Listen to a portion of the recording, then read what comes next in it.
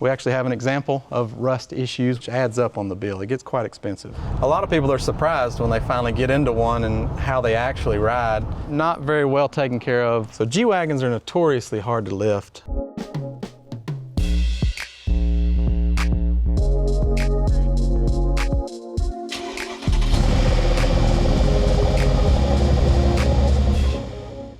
Hey y'all, welcome to DC MotorWerks. Thanks for watching. Please like and subscribe.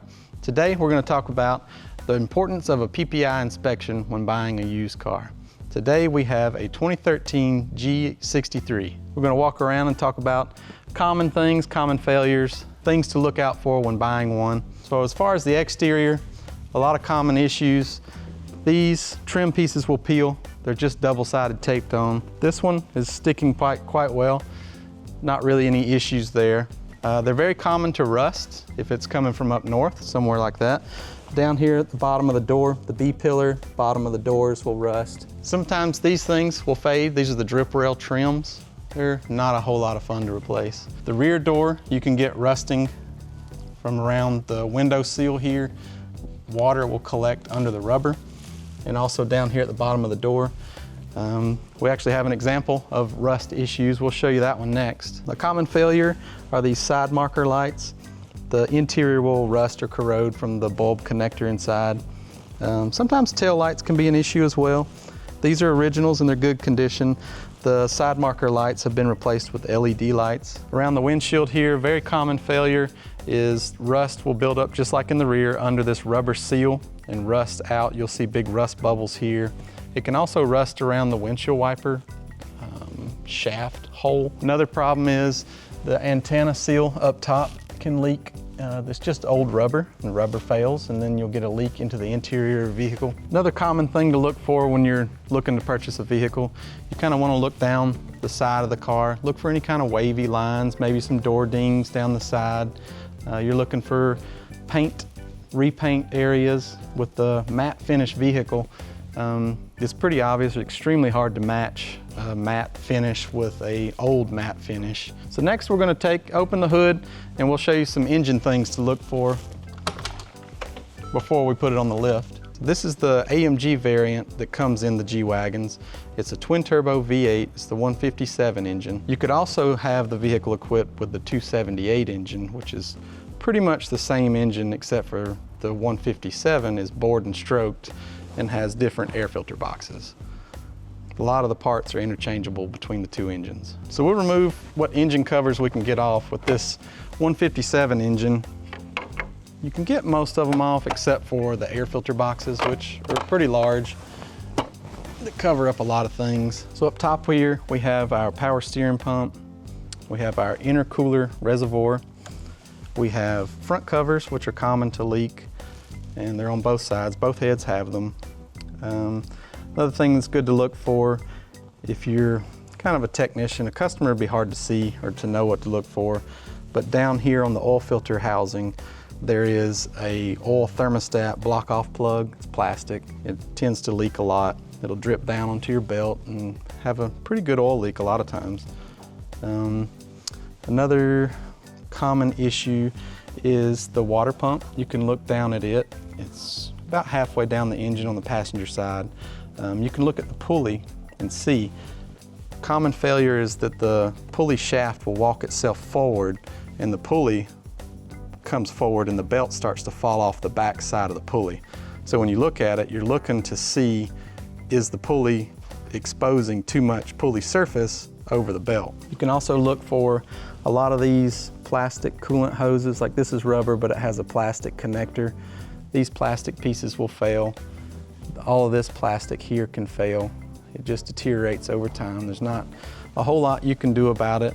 You really can't blame it on lack of maintenance or abuse of the vehicle or any of that. There's plastic turbo cooler lines that are down here in the engine bay area. They like to break. This specific vehicle that we've been asked to check out, the water pump has walked forward, which is a pretty involved job. The water pump's kind of the first thing bolted to the front cover of the engine. So we have to take off all of the plastic coolant lines, the plastic thermostat, and then we can finally get to the water pump, which is pretty involved, and there's a lot of plastic pieces that just break and you can't just put them back. So just to do a water pump, there's a whole lot of extra parts that are involved in the replacement of that, which adds up on the bill. It gets quite expensive. This customer is going to need a water pump sometime in its very near future, which could hopefully be either a deciding factor in buying the car or even a negotiating tactic to drive down the price of the car, because it's going to be several $1,000 repair to replace the water pump. So me personally, I wouldn't choose a vehicle with this engine. They require a lot of maintenance, a lot of love. They need a lot of love to keep them going down the road. I'm more partial to the older engines, the 113s. They just have a few oil leaks and that's about it. You can't kill them. The earlier versions of these engines have very common cylinder scoring issues. Cylinder scoring is damaged cylinder liners in the engine, and once that happens, there's nothing you can do about it. The engine is trash. You've got a boat anchor at that point. Another good reason to do pre-purchase inspections is so that you can kind of get an idea of the health of the vehicle. If you've already purchased the vehicle, now you're going to be responsible for these types of failures. It's yours now. You can't walk away from it at that point. We'll check out some of the things on the interior. These are pretty basic things for any car. You want to check and see, you know, seat quality condition. Have the leathers been conditioned? Are they dried up and hard as a rock? These are in great condition. They're not very wrinkled. They're not torn. We don't have any busted stitching. The dash is in good condition. There's no leather peeling or any of that kind of stuff. So when we get inside, we look at interior buttons. Sometimes the button faces will peel. The shifter can peel the leather cover over it. The park button, a lot of times the P is messed up. Do the buttons turn? Do they function as they're supposed to?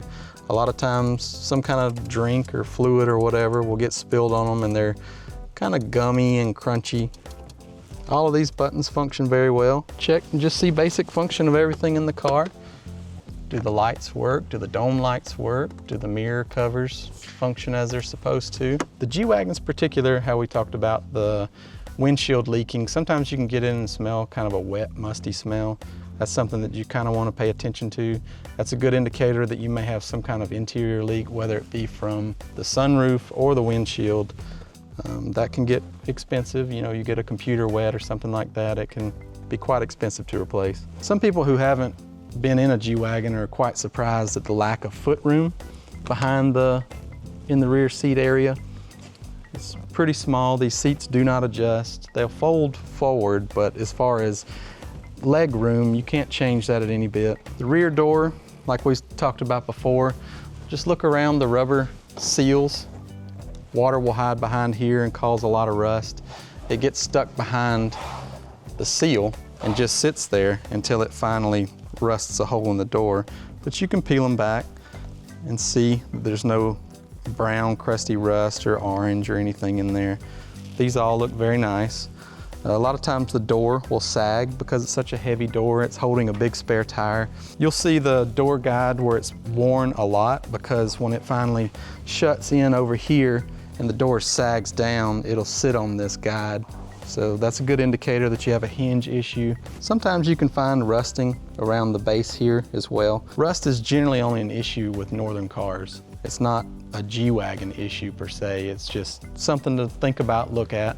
Check your Carfax and see if it's ever been up north. If it probably has not been up north, it's probably not going to be an issue for you. This is the other side of the vehicle. These map pockets, it's just an elastic band that's inside of here. And a lot of times the elastic fails over time. It can be fixed. So some common things on the driver's door to look for. Mercedes has this issue on a lot of vehicles, not just G-Wagons, is the window switches will peel, or sometimes they'll pop off. Very common. Same window switch in a lot of chassis. Steering wheel has this soft touch plastic material here, and just from grabbing it and holding it, the oils that are on your hands, it'll cause the soft touch to rub off. Same thing with the buttons on the steering wheel. Commonly touched buttons you'll find peeling. All right, so we'll take this vehicle for a test drive and see how it goes down the road, do a basic driving inspection. So we're gonna take it for a test drive now, see how she goes down the road. So we're gonna go down the road here, bring it up to maybe 60 miles an hour or so. See how she shifts, go through a few gear changes. So far everything feels good.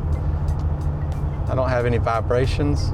A lot of problems you can have with a solid axle vehicle is death wobble, which is when the tires start shaking like this when you're going down the road, and that's due to any kind of play in the steering system. This vehicle's quite nice.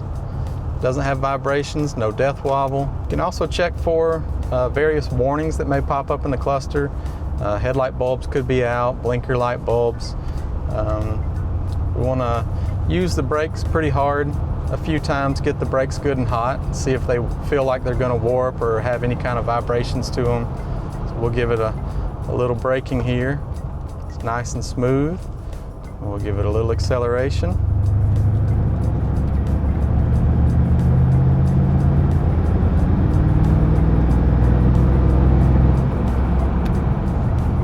Accelerates very well, shifts well. Don't have any harsh shifts or flares. Still no warping, feels good. This is the factory radio setup that's in these vehicles. It's not a touch screen. It's all regular manual buttons. It does have a screen for display. A lot of people are interested in G-Wagons because they do have a very masculine, macho presence.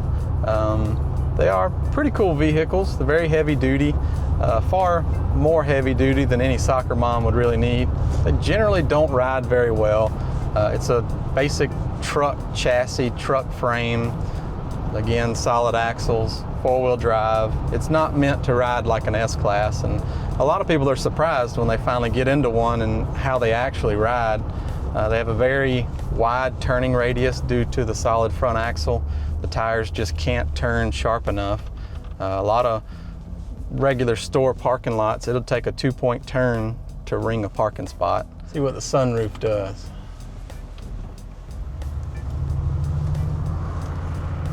G-Wagons don't have a lot of sunroof issues. They're quite simple, really old design of sunroof before they had a lot of the plastic complications that they do now. G-Wagons don't have a lot of the auto features like one-touch roof closing or even one-touch window closing. So here's another G-Wagon we have currently here for service, and it's from up north. It lived its whole life up north, and this is a prime example of what a not very well taken care of northern G-Wagon can look like. Right down here at the base of the B-pillar, it's completely rotted out.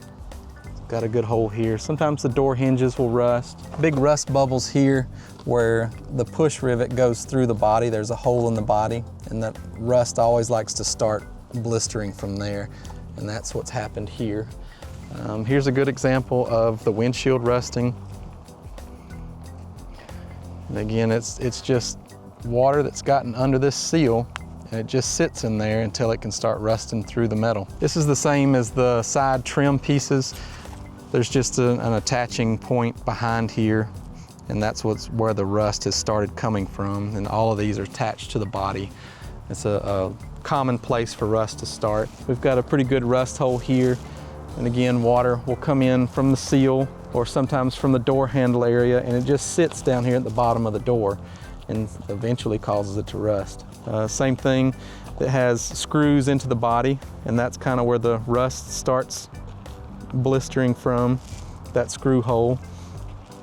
We have seams and body panels here that are starting to rust. Another common failure is the shock mounts right here will rust, and they'll eventually shear off or break off. These have been replaced because they did break off. You can see that this is new fresh metal, and this is kind of old rusty metal. It's been cleaned up very well. Whoever did it did a nice job. Also, the spare tire covers, same thing. They hold water, and it eventually starts eating away at it and starts working its way behind the paint. But you can see around the edges of it where the water sits in the bottom. This door is starting to sag a little. If you look upwards in this door guide, you can see the tops of them are worn, where it's coming into here and picking up the door and making it align with the latch. Barely feel it with your hand. You can hear it more than you can feel it. So you've seen some of the worst. This is a northern example and what things you should look for if you're looking at a northern G-Wagon. But we'll go and check out our other G-Wagon on the lift now.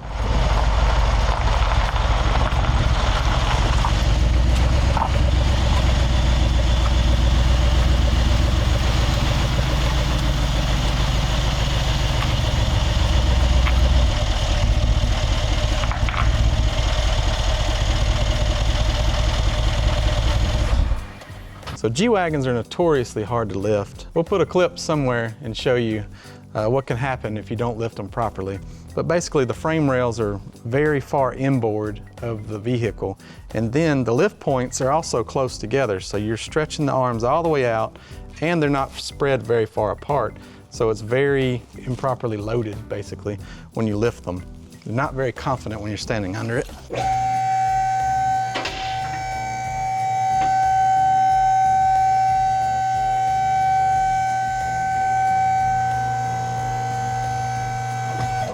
Okay, so we have it properly lifted, it's on the locks, now it's safe to go under. So common failures with G-Wagon front axles is this steering knuckle ball. Inside of here is a seal, like a nylon seal, and this ball is completely full of grease. And inside of that is a CV axle with a rubber boot around it. A lot of times that seal fails, you'll get moisture inside of there and it can ruin the hub bearings that are inside of the outer part of the knuckle. You also have bearings in the bottom of the knuckle, here and here at the top. Water can accumulate there as well and ruin the bearing and cause play. This is pretty typical. These aren't really that bad. A little bit of grease will always be here. There's not much you can do about it. You know, a brand new resealed knuckle won't have grease for a short while, but eventually it'll start seeping out again. Things we look for are ball joint play in the steering rods. The steering box is very common to leak. You can see this one's starting to leak. It's not bad yet. It's just kind of sweaty and seeping. Usually what happens is the power steering pressure and return lines, which are back behind here, you can't really see them. The banjo bolts will fail, and that's where the fluid comes from. That's generally what we like to start with. The steering box is not fun to take out of there. This is a metal fender liner, so you kind of have to pry it and really fight it to get it out of there. There's not a lot of room to work. G-Wagons are a little interesting because they have a divorced transfer case. So this is a kind of a normal .9 automatic transmission. And then in between there is a short CV shaft, and then you'll have your transfer case. Most vehicles, the transfer case is bolted to the back of the transmission. A lot of four-wheel drive stuff does it this way. G-Wagons have very robust four-wheel drive systems in them. Some of the things we look for while we're under the vehicle, same as on top, we're looking for rust, any kind of severe rust. Like this kind of stuff is just surface rust. There's nothing wrong with it. I wouldn't say there's any kind of problem here.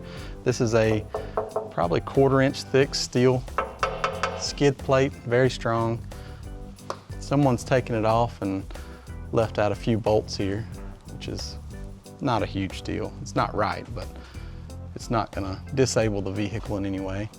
So we're gonna just keep poking around, looking for any kind of accident damage, things that could be hidden from above that you can now see below. When you're under here, you can see what I was talking about, how narrow the frame rail is. And the lift arms have to reach all the way in order to make contact with the frame rail. And that's what makes it so wobbly. Well, that concludes our G-Wagon pre-purchase inspection video. Just a couple of things that you should look for and maybe a few things you didn't know about them. Please like and subscribe, and thanks for watching. Please stay tuned for our next video.